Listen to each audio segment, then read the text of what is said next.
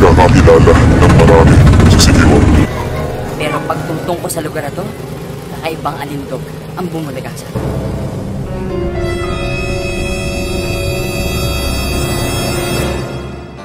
Ang Siquijor ay ang third smallest island province sa Pilipinas. Sunod lamang sa Batanes at Camiguin. Simple ang pamumuhay ng mga tao dito, tahimik at wala masyadong komplikasyon na dala ng buhay ng isang malaking syudad. Nakadiskubre daw nito ang mga Kastila base sa napag-aralan namin. Tinawag siyang Island of Fire kasi sinabi ng mga Kastila ang isa daw para daw siyang umaapoy nung nasa malayo. Ayon sa mga kwento, unang nabighan ng mga Kastila sa isla dahil nagliliwanag ito sa gabi. Dahil daw sa napakarami nitong alitatap o firefly sa isla. Pagdaon ng mga Kastila, sinalubong sila ng hari ng isla na nagpakilala na si Quixote. Dahil sa hindi sila nagkakaintindihan, tinawag ng mga Kastila ang isla na si Quixote. At kinalaunan, naging Siquijor dahil na rin siguro sa mga alitatap kaya naging sikat ang isla at sinasabing napabalutan ng mga misteryo at kababalagan. Walang airport sa Siquijor. Ang pinakamalapit na airport dito ay nasa Dumaguete City na humigit kumulang 1 oras lang ang layo sa Maynila. Okay, what's up? So, we're just landed here in Dumaguete Airport. And first time ko dito at first time namin lahat. So, pero hindi ito ang final destination namin. Ang final destination, first time ko rin ay saan? Siquijor! Ah, Siquijor! Uy, doon daw tayo maglakad. Okay, and then from here, going to the port, we have to take a shuttle. That's gonna take us 20 minutes. And then from here, going to Siquijor, we have to take a fast craft, which is gonna take us 1 hour going to our final destination, Siquijor. Siquijor! Are you ready? Alain. So kasama natin ang ating mga kabiyahero ngayon na sila Mark Sherwin. The Financers. Welcome to Dumaguete. Nandito tayo ngayon sa port area ng Dumaguete going to Siquijor. Kumukuha lang si Kuya ng boat ticket. Ang departure namin is 12:55, so we have time para makapaglibot-libot. Nag-iisip kami kumain ngayon ng local food dito sa Dumaguete. 11. Kailangan 12:30. Nasa port na kami, papunta sa Siquijor. May oras pa para kumain. Tara, kain tayo sa labas. Love us means fresh. It's eating time. Magbili na tayo. Magbili na tayo. Magbili na tayo. Beer na tayo! Magbili na tayo. Magbili na tayo. Sige, beer na tayo. Mula Dumaguete Port, may dalawang paraan para makarating ng Siquijor. Option number 1 ang mas mabilis at mas convenient na fast car for 120 pesos. Option number 2 ang mas malaki pero mas mabagal na roro for 120 pesos din. Perfect din to para sa mga may malaking daladala. Yun nga lang, halos 2 oras ang biyahe. Why is it called? Why is it called Roro? Row, gently row, gently down the stream.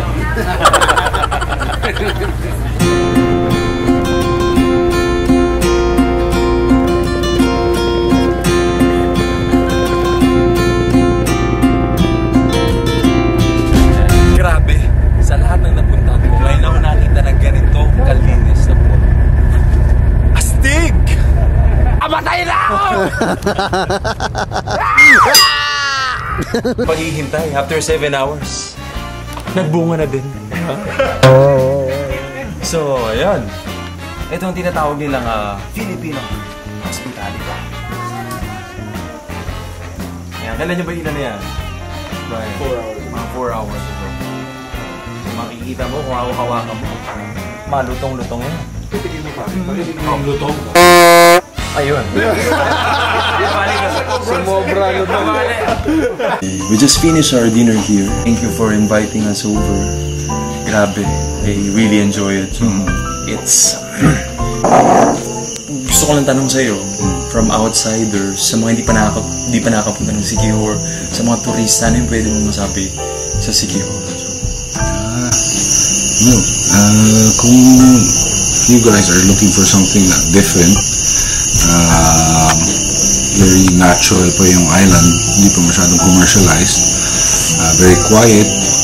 Ibang-iba doon sa mga typical na mahilig. If you want tranquility or just want to relax, enjoy nature, this is the place for you. So yeah, try. What about the people, bro? Like, what do you think of the people? Genuine talaga ng pagiging hospitable nila sa mga visitors. Then, Pag nagpupunta ka sa isang bagong lugar, marami kang naririnig na kwento. Pero hindi lahat ay totoo. Tulad na lamang ng kwentong meron daw naninirahan sa puno ng balete. 400 years na ang balete tree, may spring siya. Wala pang mga tao, nandito na siya. Dito sa Siquijor, hindi mga engkanto nakatira dito sa ilalim ng puno ng balete, kundi mga Dr. Fish. Ayan, nakikita nyo naman.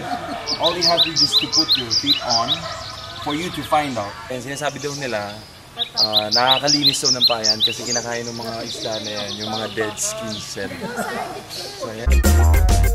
Libre ang pagpunta rito, pero kung meron kang extra, magbigay ka na lang ng donasyon para sa maintenance ng lugar.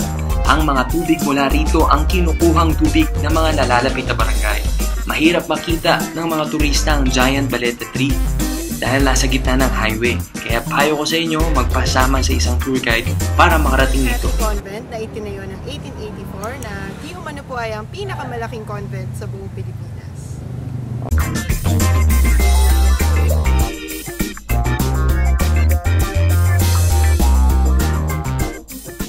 Church ang matandang church dito sa Leslie.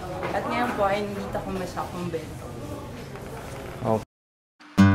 Sa liit ng Siquijor, malilibot ang buong isla sa loob lamang ng humigit kumalang 3 oras. Yun ay kung dire-diretso lang ang takbo ng sasakyan mo. Kung walang sariling sasakyan, pwedeng umarkila ng motorsiklo sa halagang 300 pesos sa buong araw. Pero ang bayad sa gasolina. Sino nga bang hindi mabibihag sa ganda ng probinsya? Malamang mapapatalon ka pa sa saya. Hindi, mamangha sa yaman na nakatago dito.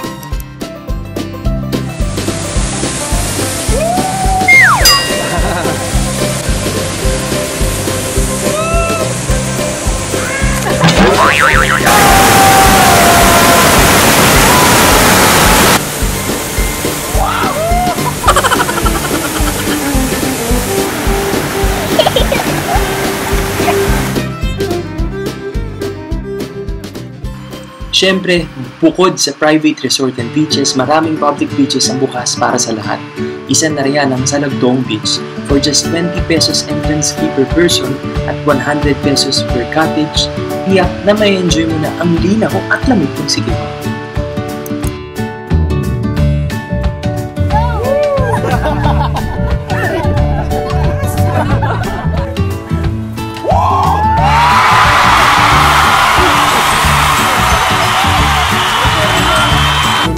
Tayo ngayon sa Barangay Liloan sa munisipyo ng Maria.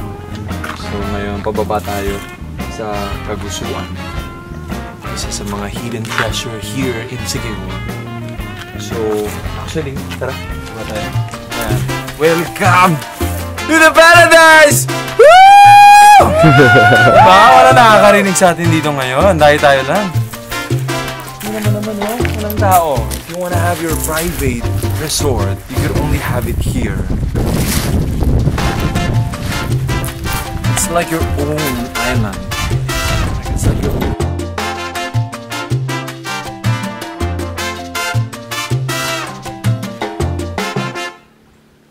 Tignan nyo ang sand.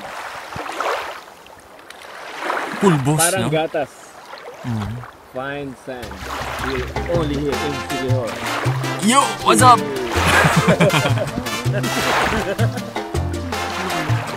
Nice. Starfish. That's our lunch. Ang mystical island ng Siquijor, pinangingilagan puntahan noon dahil sa mga misteryo na di umano'y bumabatat dito. Pero alam nyo, sa totoo lang, sa paglilibot ko, hindi naman nakatakot ang lugar. Ganun pa man ang spiritual na paniniwala ng mga tao, ng mga taga dito kitang-kita sa kanilang mga sining.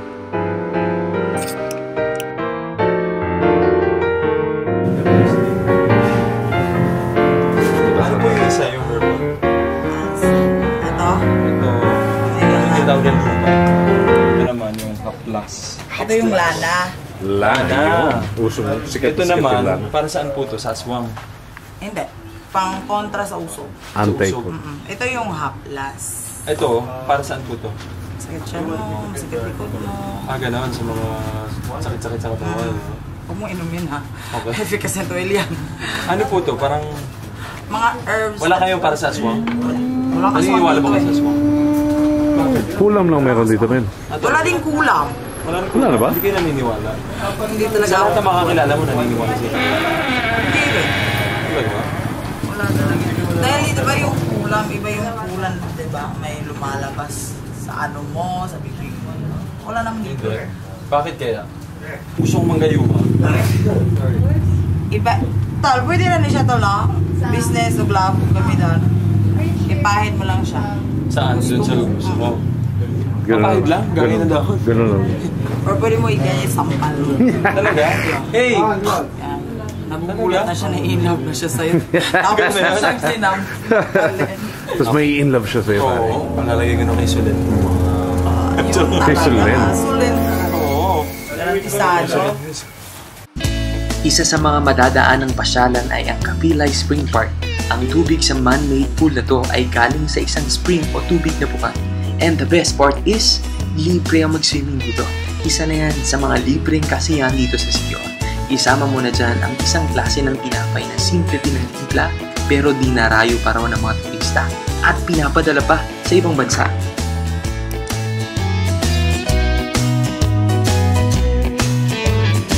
Kaya na to dito. May nagbibenta doon, pero iba nga sa Ang balita ko itong bukaya na to, medyo malayo na narating nito. Maabot na to sa ibang bansa, di ba? Umabot na yun sa Hawaii. Ito na! Bukayo ko, nagawa sa niyog, no? Oo. Paano natin?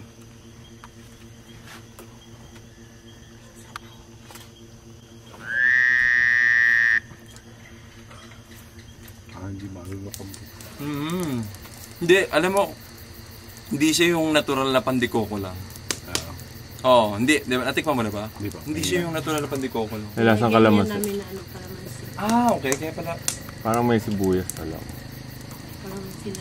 Parang may spice na. Aside from kalamansi, ano pa nilagay niya dito? Wala. Yung nyog niya parang ano, no? Luto yung nyog niya, no? Niluluto. Hindi siya yung hindi siya pandikoko na parang usually na parang hilaw. Sunog yung pandikoko niya. Tinapay. Masarap. Tingnan mo. Masarap pag breakfast. Perfect combination. Kape. Hindi ba? Okay. Tubo na naman.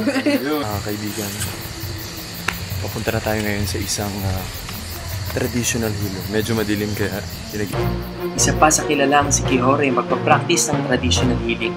Ang bulo-bulo ay isa sa kinagisnang paraan ng gamot dito sa Siquijor. Gamit lamang isang bato at isang baso ng tubig, pinabubula nito ang dinadaing na parte ng katawan na sinasabing nilalabas ng bato na kung ano man ang tubig na nagbibigay ng karamdam sa taong may sakit. Ang galing yung bulo-bulo. Ano po yung lolo ko magawa nito? Bakit po bulo-bulo daw? bula-bula. Kasi bula-bula. Ba yun? Pero natutunan niyo po yan sa daddy niyo po. Lolo ko. Si Manong po. At tinaniwala ba kayo sa kulam? Walang kulam dito. Sabi-sabi lang yan. Talaga? Sa Siquijor? Ha? Anong alam niyo po sa Siquijor po? Bilang... Wapa kayo race lang. Maraming beach resort. Ganun pa. Ang lugar, actually, wala akong nakikitang mali dito sa Siquijor. Alam yung mga ulam na yan, mga aswang na yan. Parang hindi ito. Kasi kung makikita dito lahat. Ang waves talaga is like music to my ears. Alam mo yun, kaya kung ako sa inyo, punta kayo sa Siquijor, tapon yung muna yung cellphone ninyo, iPad ninyo, para mag-relax. Seriously, yung unang impression, mga narinig ko, parang sabi nila parang nakakatakot daw, mga aswang, pero hindi, sobrang hindi. dream. It's like paradise. Okay. Maraming mapupuntahan. Maraming hospitable yung mga tao. Sobra. Maliit na probinsya na babalot ng lihim at luwaga. Yan ang unang impresyon ng lahat sa Siquijor. Pero sa loob lamang ng ilang araw na pag-ikot ko, ikaw na rin mismo makakatuklas ang nagtago nitong karisma. Nakakagayong mo talaga ang ganda ng tanawin, sarap ng pagkain, at init na pagtanggap ng mga tao. And with 4,000 in your pocket, garantisado ang isang tahimik, payapa, at masayang bakasyon sa mystical island ng Siquijor. Island of Fire kung tawagin ng probinsya, nagtatanim ng lumalagablab sa isip at masidhing pagnanais sa puso na makabalik pa.